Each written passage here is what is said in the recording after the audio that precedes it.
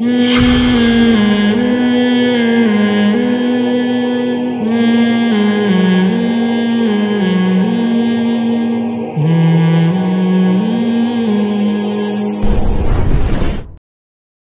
سود ان کی گھٹی میں پڑا ہوا تھا. آپ کسی سود خور کو بولو سود چھوڑ دے, وہ کہے گا یار اس سے زیادہ پیسہ کمانے کا آسان اور بہترین طریقہ دنیا میں نہیں ہے. سب سے آسان طریقہ پیسہ کمانے کا سود ہے. یہ ہو سکتا ہے کہ اگلا قرضہ لے کے بھاگ جائے, اس کا طریقہ ہے رہن رکھو. سمجھ رہے ہو نا, کوئی پراپرٹی کے کاغذات بطور رہن کے رکھ لو. عرب کیسے کرتے تھے, ادھر 1 کروڑ روپے دیا اور رہن میں اس کی زمین رکھ لی اپنے پاس کہ بھئی یہ زمین یا گھر تمہارا ہے جب تک میں قرضہ نہیں دے دیتا. اب قرضہ ملنے کا بھی یقین ہے, نہیں ملا تو آپ یہ پراپرٹی آپ کی ہوئی اور اس پہ پروفٹ بھی مل رہا ہے. پھر اس پروفٹ پہ ڈبل پروفٹ. اس مہینے قسط نہیں دی, کوئی بات نہیں یار اگلے مہینے ڈبل دے دینا. آئی بات سمجھ میں؟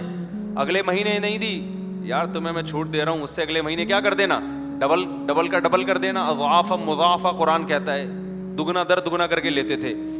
آج بھی یہودی یہی کر رہا ہے. بینک میں ٹائم پہ کس جمع نہ ہو کیا لگتی ہے, پینلٹی. پھر وہ پینلٹی ملٹی پلائی ہوتی چلی جاتی ہے. دنیا میں جو سرمایہ دار آدمی ہوتا ہے, جس کے پاس پیسہ ہوتا ہے, اس کے لیے پیسہ کمانے کا سب سے آسان طریقہ کیا ہے, سود کمانا شروع کر دے. اس میں رسک زیرو ہے.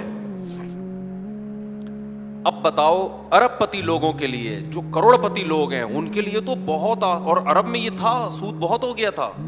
یہودیوں نے اس کو بہت پروموٹ کیا تھا سود کو. قرآن کی ایک آیت نازل ہوئی. اچھا سود کے اگینسٹ کیا ہے, مزاربت ہے, مشارکت ہے. اس میں بڑی ٹینشن ہے بھائی. اس میں کیا ہے, فل ٹینشن یہ ہے کہ نفع میں بھی پرسنٹیج. اب کبھی پروفٹ زیادہ ہو رہا ہے, کبھی پروفٹ کم ہو رہا ہے تو آپ کا مہنگائی بڑھ رہی ہے, پروفٹ کم ہو رہا ہے تو آپ کا بھی کم ہو رہا ہے. انویسٹر کی ایسی کی تیسی ہو رہی ہے کہ نہیں ہو رہی؟ فائدہ کس کا ہو رہا ہے, غریب کا ہو رہا ہے. وہ محنت زیادہ کرے گا تو پروفٹ مارجن بڑھے گا تو اس کا بھی بڑھے گا نا. اب مجھے ایک بات بتاؤ, میں 1 لاکھ روپے آپ کو دیتا ہوں, بولتا ہوں مجھے ہر مہینے 2000 روپے چاہیے. اب آپ محنت زیادہ کرو کم کرو, پروفٹ اس کا رزلٹ نکلے نہ نکلے, مجھے میرا 2000 ملے گا. میرے تو مزے لگ گئے. آپ کی رقم اگر ڈوب گئی, قدرت کی طرف سے کچھ بھی ہو گیا, آپ 2000 کے پابند ہو گئے, الٹا اور قرضہ چڑھے گا آپ کے اوپر. غریب آدمی کا بیڑا غرق ہوا کہ نہیں ہوا؟ پھر وہ اس قرضے کو اتارنے کے لیے غفار سے قرضہ لے گا, 2000 وہاں. تو کیا ہوتا ہے, بہت سے لوگ, سارے ضروری نہیں ہے لیکن بہت سے لوگ قرضے در قرضوں میں جکڑتے چلے جائیں گے. لیکن اسلام نے کیا کہا کہ رسک کون لے گا, انویسٹر. میں اگر پیسہ دے رہا ہوں, نقصان ہوا تو اس کا نہیں ہوگا جو آپ سے قرضہ لے کر گیا ہے. ٹوٹلی نقصان کون اٹھائے گا, انویسٹر اٹھائے گا. اللہ میاں نے کہہ دیا ہے کہ پیسے سے جب پیسہ کمانا ہے تو رسک لیے بغیر, یہ نہیں کہ ہاتھ پہ ہاتھ رکھ کے بیٹھے گے جی میں نے 1 لاکھ روپے دیا, وہ جائے بھاڑ میں, جو مرضی کرے, فائدہ ہو نقصان ہو, نا نا نا نا نا. جب آپ 1 لاکھ روپے کسی کو پکڑاؤ گے یا 1 کروڑ پکڑاؤ گے, آپ تسبیح لے کے بیٹھ جاؤ گے, یا اللہ اس کو نقصان نہ ہو جائے, کیونکہ نقصان اس کم وقت کا نہیں ہوگا, نقصان کس کا ہوگا, میرا ہوگا. یہ تو آ کے کہہ دے گا حضور سارے ڈبے بارش میں بہہ گئے.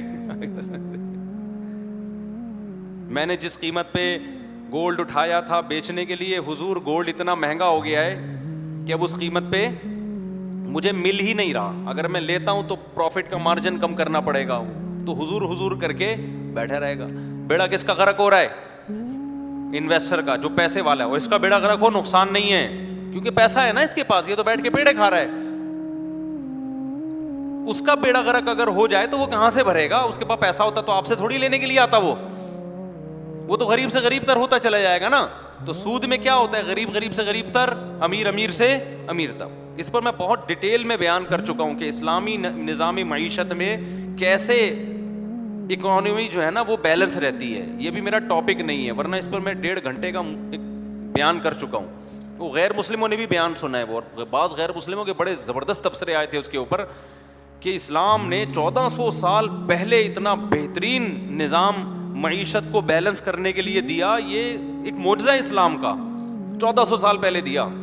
جو آج ماہرین کہہ رہے ہیں یار یہ اس سے بہتر کوئی نظام دنیا میں ہو نہیں سکتا, مگر اس کو اختیار کیوں نہیں کرتے؟ کیونکہ اس لیے نہیں کرتے کہ اسلام جو حکم دیتا ہے وہ پوری انسانیت کو دیکھتا ہے, جبکہ لاس جو بنتے ہیں نا وہ بنانے والے سب سے پہلے کس کا فائدہ دیکھتے ہیں؟ اپنا. ان کو پتا ہے یار اگر ہم نے سود پہ پابندی لگا لی سب سے پہلے بیڑا کس کا غرق ہوگا؟ ہم جو بڑے بڑے سرمایہ دار ہیں. تو کون اپنے خلاف قانون بناتا ہے؟ شراب پہ پابندی لگ گئی, انسانیت کا فائدہ ہے یا نہیں ہے؟ لگتی کیوں نہیں ہے؟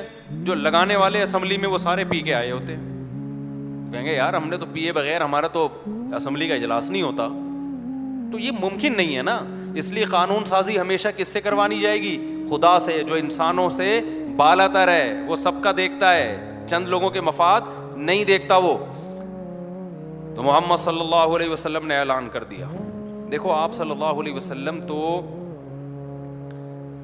بہت اقلیت میں تھے نا, آپ کو کیا ضرورت تھی سود پہ پابندی لگانے کی ہے؟ آپ کو کیا ضرورت تھی شراب پہ پابندی لگانے کی؟ جو باطل آدمی ہوتا ہے, آپ سیاستدانوں میں دیکھ لو, سیاستدان ووٹ لینے کے لیے, اپنے فینس کو بڑھانے کے لیے لوگوں کے مخالف بات کرتے ہیں یا لوگوں کی جو ضرورتیں ہیں ان کو پورا کرنے کے ان سے وعدے کرتے ہیں؟ بتاؤ, سے وعدے کرتے ہیں نا. کبھی آپ نے ایسا سیاستدان دیکھا جو شرابیوں میں تقریر کر رہا اور کہہ رہا آپ مجھے ووٹ دیں میں سب سے پہلے شراب بند کرواؤں گا؟ اس کو پتا ہے شرابی مجھے ووٹ نہیں دیں گے.